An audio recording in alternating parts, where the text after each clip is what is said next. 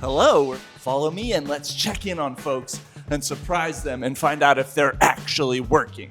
All right, we found someone pretty quick this time. We've got Colby in the control room, and I think through the glare I see Matt as well, so let's find out what they're doing. Come on, Danielle. Colby. Sam! What are you doing, buddy?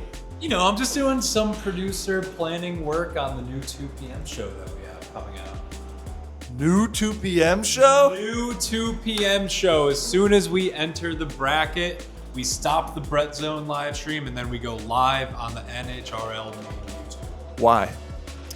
Because we're at a point in the bracket where we know a lot of the really good bots are still in. We know a lot of the really good builders and we know their backstories. So we could tell all their stories in a better way and have a better show. Yeah, but what should I tell my mom who never uses YouTube? Tell your mom to tune in to the main NHRL YouTube at 2 o'clock. And if your fight isn't on there, go to brettzone.com and all the fights will be right there. Did you hear that, Mom? Do what Colby said. All right, Matt, what are you laptoping over here? What am I laptop? No, I'm just checking the specs. I just finished hanging all the speakers in the bowl that we talked about in our last video, and just want to make sure I'm not overloading any of the channels on the amp, and we're looking pretty good. So are you looking at like a spectrometer? How do you analyze something like that? It's just math and spreadsheets and making sure, I didn't put too many speakers on one channel. It's pretty simple. 60 watts a speaker, 125 watts a channel.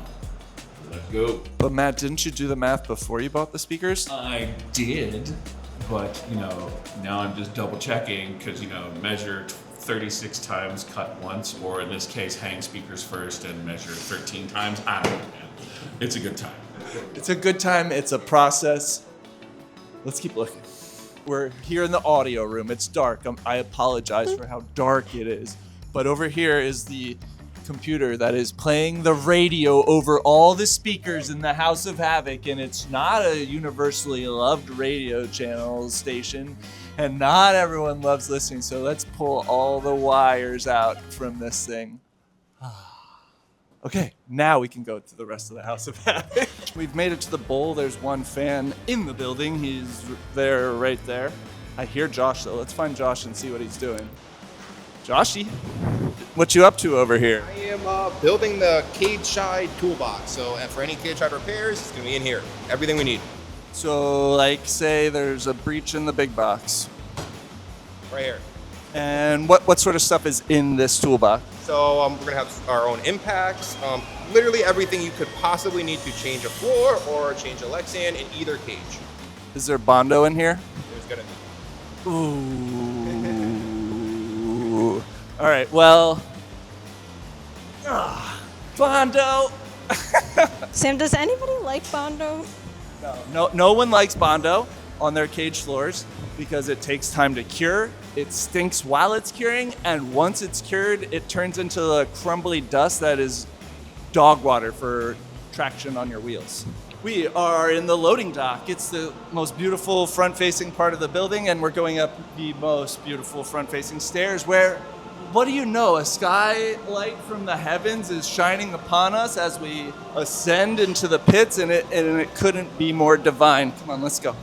Well, Danielle, the workshop has a lot of stuff in it. A lot of tools are on tables. There's a lot of work still to do in here, but it's fine. We've got it.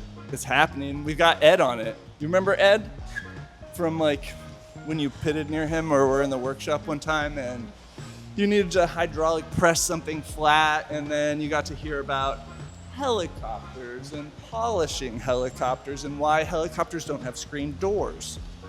Unlike, Danielle, submarines. All right, let's go to the office. We're here. Here's Kaspr. Kaspr, lovely shirt today. I heard that you were working on some triangle-y related things. How's that going? The triangles are breaking my brain. Why are you working on triangles? We're doing a children's activation where they are a team building exercise where they build a geodesic dome. We've just spilled the beans. That's right, kids. Breaking news. You can build a geodesic dome with a team. Geodesic. What difference does it make? That's how you pronounce it. All right, moving on. Good luck with your triangles, you scalene. Megan, What do you know about triangles? Literally nothing, apparently. And are there a lot of triangles in the Eric kit? No, there's 0 triangles in Eric, actually. That's why it's. Sorry. So Megan, I noticed your desk is getting kind of messy. What's going on with that? There's just so many parts in this Eric kit. They're everywhere. They're taking over. And so what have you been doing to optimize Eric since you took over? So many things. I've been looking at how we can make it so that we don't have to order special servos that we have to like clip the corners off of. Changing our core piece, because right now we have to clip the servos, so trying to just make some little V's in there so that there's room. Adding counter sinks to the tops of all of where all What's a the countersink?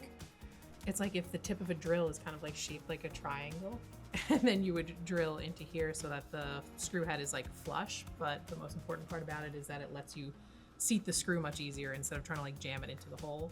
That's important with frustrating plastites especially. We're doing hardware kits. I'm trying to make like a nice graphic so that you'll be able to pick up a screw and say, which screw is this? Oh, here's my nice piece of paper that came with Crash Course that I can hold my screw up to and have a 2-scale drawing of.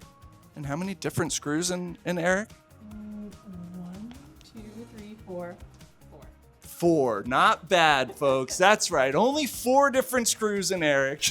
That's just going to have to do it for today's Inside NHRL. Thank you for joining me as we checked in with folks and looked behind the scenes. And if there's anything you want to see from behind the scenes here at the House of Havoc or NHRL in general, just let us know, and we'll be sure to absolutely show them to you no matter what you ask for.